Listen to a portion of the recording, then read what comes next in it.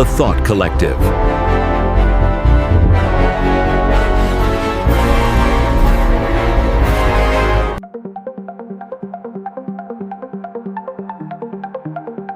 Welcome to the Thought Collective, where we explore the events shaping our world today through diverse perspectives and thoughtful analysis.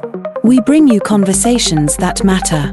This podcast series is produced by UN Karmavir Chakra winner, Aditya Bosu.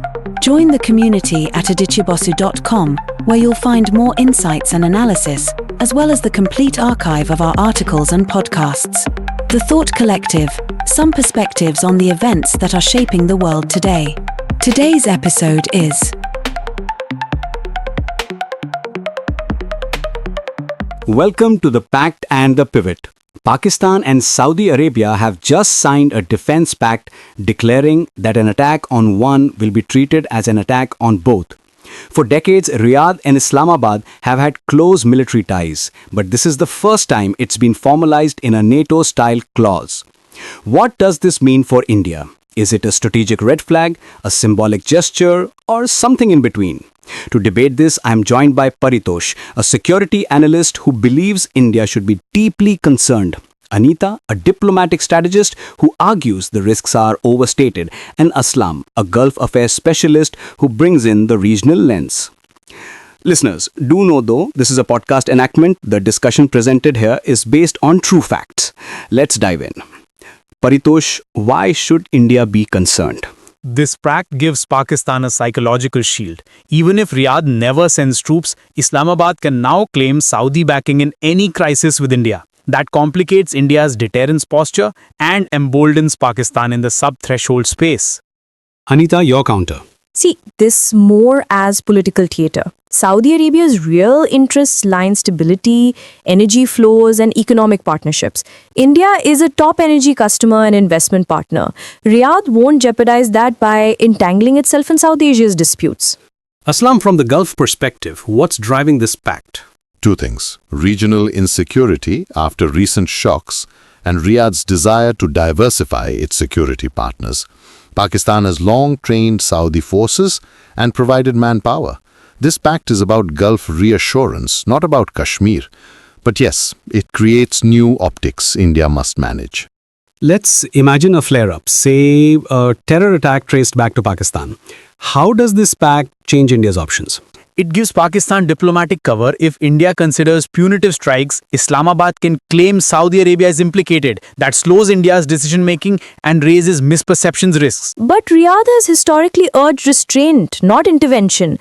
This pact won't suddenly make them abandon that posture. India's deterrence still rests on its own strength. From Riyadh's side, the last thing they want is to be dragged into South Asia's crises. They'll hedge, signal solidarity with Pakistan, but quietly reassure India. The danger is not Saudi troops, but Saudi's silence if Pakistan escalates. That silence could embolden Islamabad. Some analysts say this pact rekindles speculation about a Saudi nuclear umbrella via Pakistan. Paritosh?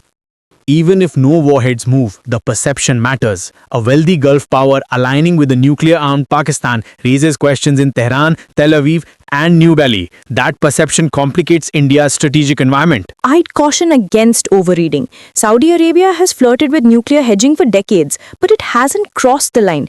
India's nuclear deterrent remains credible. In the Gulf, nuclear talk is always about Iran. Riyadh wants options if Tehran crosses thresholds. The pact revives speculation, but it's more about leverage in Washington and Beijing than about India directly. How does this pact fit into Gulf geopolitics and what leverage does India have? India risks losing diplomatic space. Saudi may tilt towards Islamabad in forums, making it harder for New Delhi to isolate Pakistan after provocations. But India has leverage. Energy trade, investment projects, diaspora ties. Riyadh has strong reasons to keep ties balanced. India should double down on economic statecraft. Exactly. Saudi Arabia is hedging across the board, talking to China, the US, Iran, Israel, and now reaffirming Pakistan. India should see this as part of Riyadh's multipolar strategy.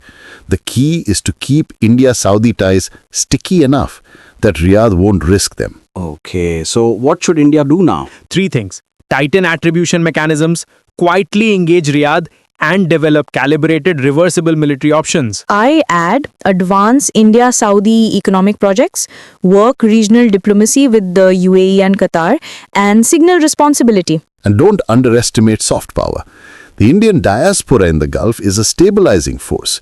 India should leverage that community as a bridge, not just an economic asset. So, should India be concerned? Paritosh says yes, because perception, crisis signaling, and nuclear ambiguity all tilt the risks upward.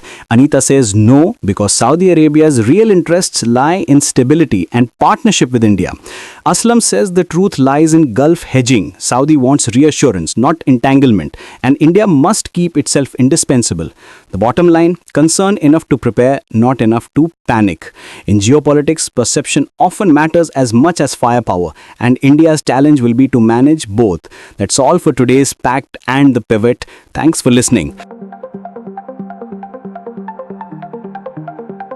You've been listening to The Thought Collective, perspectives on the events shaping our world today.